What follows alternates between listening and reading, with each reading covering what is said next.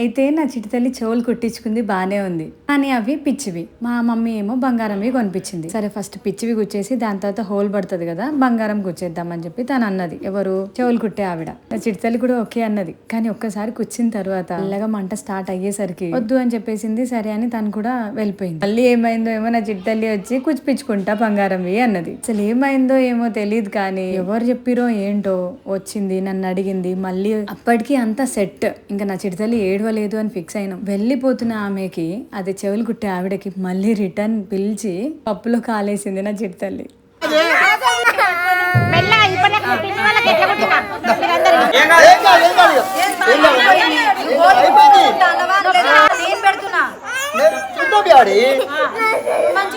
కానీ ఏం లాభం, ఇంత చేసి మళ్ళీ సెకండ్ టైం కూడా పిచ్చివే కుచ్చిపించుకుంది. పిన్ని తెచ్చిన గిఫ్ట్ చూసి కొంచెం హ్యాపీ ఫీల్ అయింది. నేను కూడా అందరికి రిటర్న్ గిఫ్ట్ తెచ్చిన. నెక్స్ట్ వీడియోలో చెప్తాను.